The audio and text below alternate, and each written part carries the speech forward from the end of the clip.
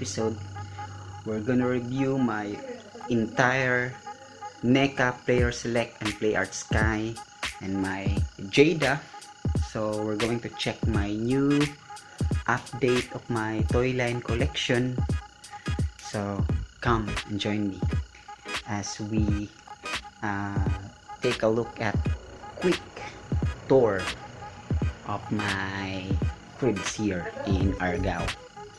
So hello, this is my new full setup here, and okay, we're gonna open this. Ito na yung mga toy line collection ko guys na naka-display dito. Okay, so we're going to take a look on each figure. Okay, mabilisan lang kasi i-review natin to individually. Okay, so in this layer we have Dante and Virgil from the Devil May Cry 3 series. Okay, the twin sons of Sparta, and then both of them got an extra accessories, which is the Nivan and the Force Edge. Okay, so si Dante is meron siyang ebony and ivory. Okay, and also his rebellion sword. Itong naka-attach dito sa bandang likuran ni Dante. And for Virgil, andun din yung kanyang Yamato sword. Okay, so fully detailed Yamato sword.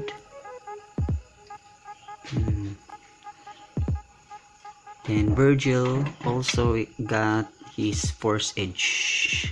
Okay, so this is the Force Edge, the human form of the sword of Sparta.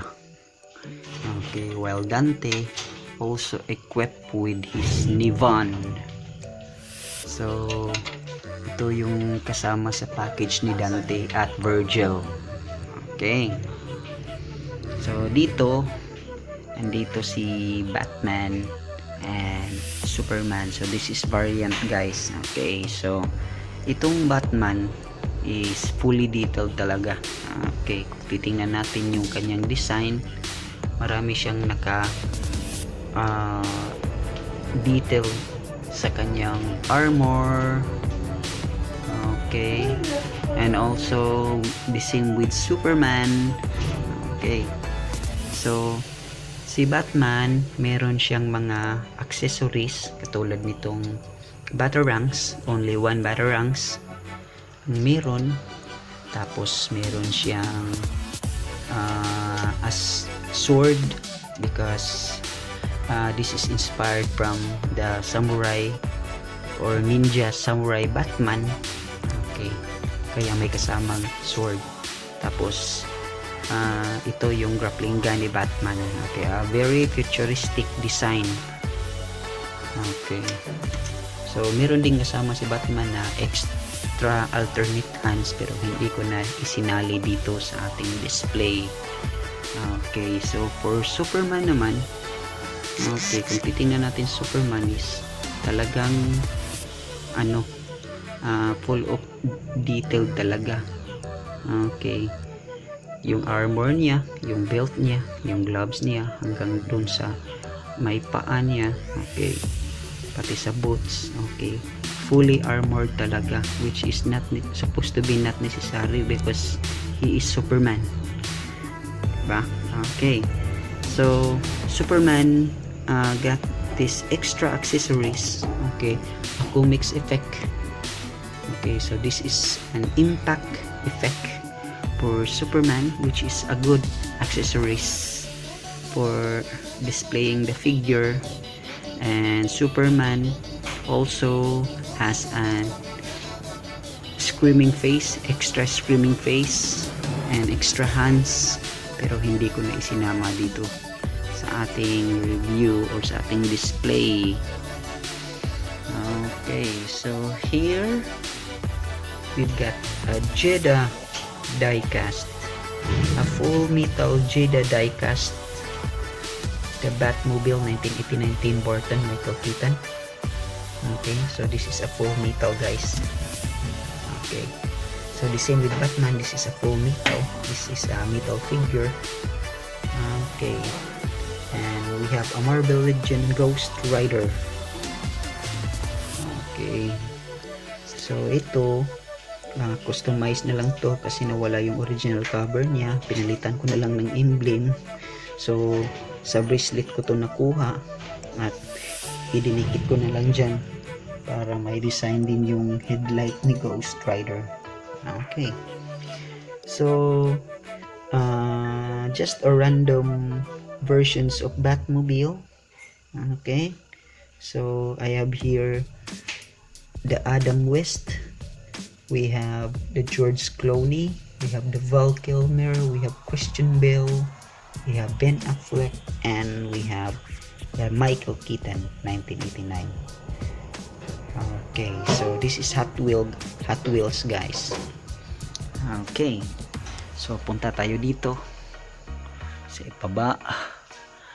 Okay, so we have Ryu Hayabusa and Kratos from NECA Player Select. So Ryu Hayabusa got his extra accessories, which is the Tonpas. Okay, and the same with Kratos, we have the Nemean and Cestus.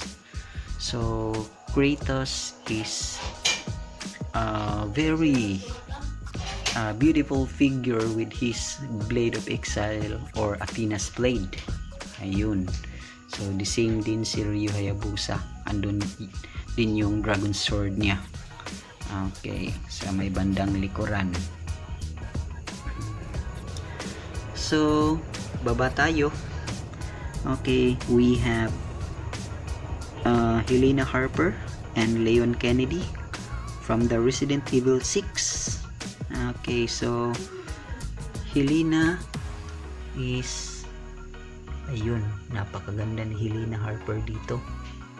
Okay, tapos yung necklace niya sa may liig, okay, naka-sculpt din.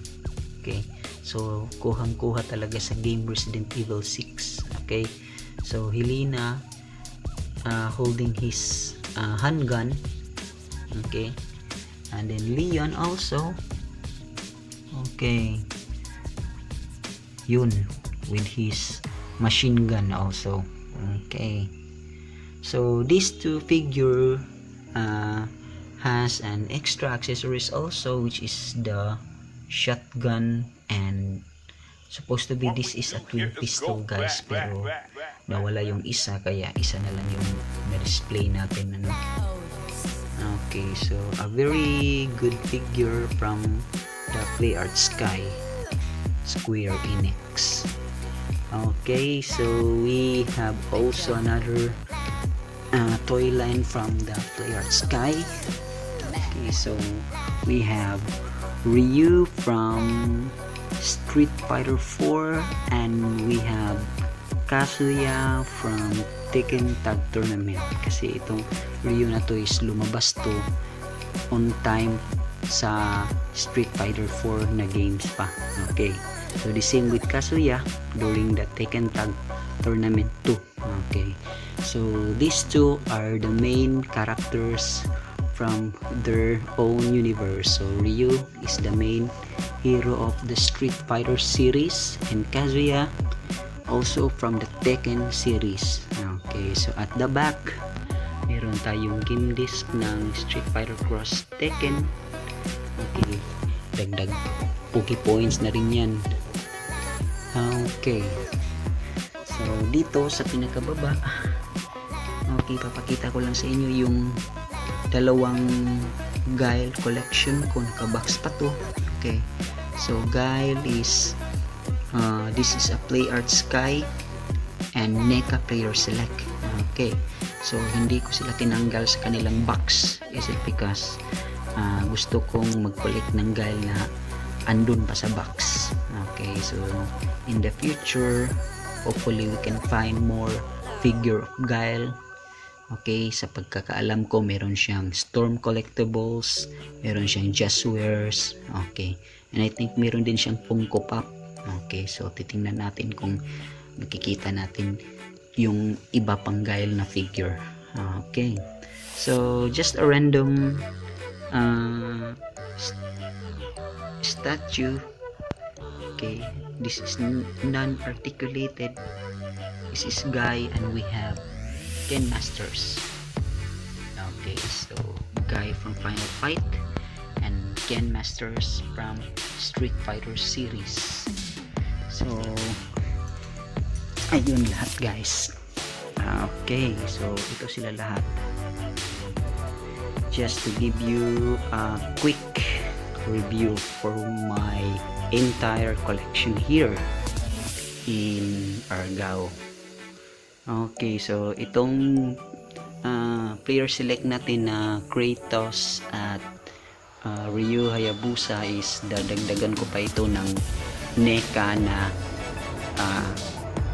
Alien Grid and Predator Scar.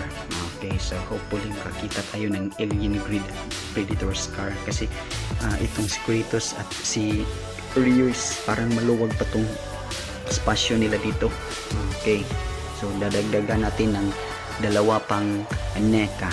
Okay, so again, ayun lahat.